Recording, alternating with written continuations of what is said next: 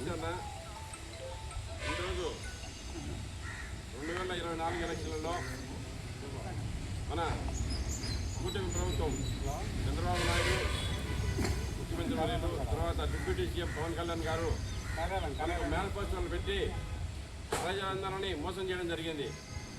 ఏంటంటే ఒకటి కాదు రెండు కాదు అన్ని స్కీములు మేము జగన్మోహన్ రెడ్డి చేసే ప్రతి ఒక్క పథకం కూడా అన్నీ అమలు చేస్తాం, అవి కాకుండా ఇంకా 6 స్కీములు అన్నీ సూపర్ సిక్స్ అమలు చేస్తామని చెప్పి తెలియజేయడం జరిగింది. ఆడబిడ్డలకైతే ప్రతి నెల 15,000 రూపాయలు చొప్పున 15,000 రూపాయలు ఇస్తామని చెప్పి 2 నెలల్లో ఏ ఒక్కటి చేయని పాపన పోలేదు. నిరుద్యోగ వృత్తి ప్రతి అబ్బాయి చదువుకున్న ప్రతి ఒక్కరికి కూడా ఉద్యోగం రాకపోతే ప్రతి ఒక్కరికి కూడా నెలకు 3,000 రూపాయలు ఇవ్వడం ఇస్తానని చెప్పి మాట చెప్పడం జరిగింది. యువతలందరినీ మోసం చేయడం జరిగింది. యువతతో ప్రతి ఒక్కరు మాకు ఓట్లు వేస్తే మీకు అందరికీ నెలకు 3,000 ఇస్తామంటే ప్రతి ఒక్కరు ఆశపడినారు. ప్రతి డిగ్రీ చదివిన అబ్బాయి ఇంటర్మీడియట్ చదివిన ప్రతి ఒక్కరు కూడా నాకు నెలకు 3,000 ఇస్తామని చెప్పి మోసం చేయడంతో 24 ఎలక్షన్లో ఓటు వేయడం జరిగింది. ఇంత ముందు కూడా అట్లా చదవడానికి చెప్పి యువతకు మోసం చేయడం జరిగింది. అలాగే 50 ఏళ్ళకే పెన్షన్ చెప్పడు, నెలకు 4,000 ఇస్తామన్నాడు. 60 ఏళ్ళ వాళ్ళగా పెన్షన్ వస్తుంది తప్ప ఇంతవరకు 2 ఏళ్ళు పూర్తయింది. కొత్త పెన్షన్ కానీ వితంతువులు లాస్ట్ భర్త చనిపోతే వాళ్ళకు కూడా 2 నెలల్లో ఒక పెన్షన్ ఇచ్చే పాపాన కూర ఇంతవరకు కూడా ఎక్కడ కూడా ఒక పెన్షన్ లేదు. ఒక ఇల్లు కూడా కొత్త ఇల్లు కూడా ఒకటి కూడా ఇవ్వలేదు.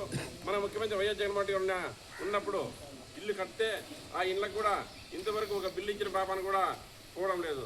గునాదులు కట్టినారు, స్లాబ్లు వేసినారు, వాళ్ళు ఎవరికి కూడా ఏ పక్క బిల్లు ఇవ్వడం లేదు. అలాగే బీసీ ఎస్సీ మైనార్టీలకు కూడా మోసం చేయడం జరిగింది. అన్ని స్కీములు మీకే ఇస్తామన్నారు. ఏ స్కీమ్ ఇచ్చిన పాపన చంద్రబాబు నాయుడు పోలేదు. అలాగే తల్లికి వందనం, స్కూల్కి వెళ్ళే పిల్లలకు ప్రతి ఒక్కరికి ఇంట్లో ఒకరుంటే 4 ఉన్నాయి, 5 మంది ఉన్నాయి, అందరికీ ఇస్తామన్నారు. 1 సంవత్సరం ఇవ్వడం జరిగింది.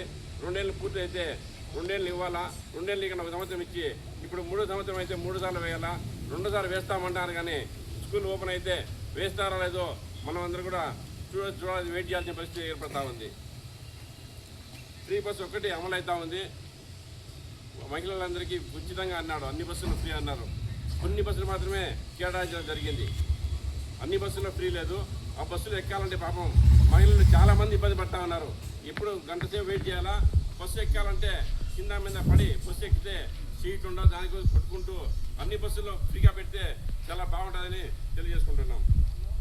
దీపం కింద ప్రతి ఇంటికి 3 సిలిండర్లు ఫ్రీ అన్నారు. ఒకసారి ఏమి ఇచ్చారు, 1 సిలిండర్ ఫ్రీగా ఇచ్చాడు. మళ్ళీ ఏ ప్రజలకు రాలేదు, ఎవరికి రాలేదు. మహిళలంతా కూడా చాలామంది ఎంతోమంది బాధపడతా ఎంతోమంది ఇబ్బంది పడతా ఉన్నారు. అలాగే అన్నదాత సుఖీభవ తొలి విడతలోనే పూర్తిగా ఇస్తూ ఉన్నారు. ఏకా ఇచ్చిన పాపాన్ని కూడా పోలేదు. ఇంకా ఎన్నో మోసాలు ఒకటి కాదు, వాళ్ళు చెప్పిన పథకాలు ఏవి కూడా లేదు. రైతులకైతే ఏమీ లేదు. ఆరోగ్యశ్రీ హాస్పిటల్లో ముందేసుకుంటున్నారు పాపం పరిస్థితి. రాజశేఖర్ గారు పెట్టిన 108, 104 వెహికల్స్ కూడా పోయే పరిస్థితి లేకుండా పోయింది. అలాగే ఎన్నో స్కీములన్నీ కూడా మోసం చేయడం జరిగింది. కాబట్టి 2 ఏళ్ళు పూర్తి చేసుకున్న సందర్భంగా ఏ ఒకటి అమలు చేయలేదు. కాబట్టి దాని నిరసనగా మనం అందరం కూడా రోడ్డు ఎక్కాల్సిన పరిస్థితి ఉంది. అయితే మనకు పోలీసులు అది పర్మిషన్ ఇవ్వకపోవడంతో రోడ్డుపైకి వెళ్తే ఇబ్బందులు పడతాం. మళ్ళీ మన మీద కేసులు పెడతారు. అందరినీ ముందుగా మన అందరూ కేసులు బరాయించుకోవాలా, అందరూ ఇబ్బందులు పడే ఉద్దేశంతోనే ఇవన్నీ ఏమి లేకుండా మనమే శాంతియుతంగా మన పార్టీ కార్యాలయంలోనే అన్నీ కూడా చేసుకుంటూ మరి వచ్చిన అందరికీ పేరు పేరున ధన్యవాదాలు సెలవు చేసుకుంటున్నాను.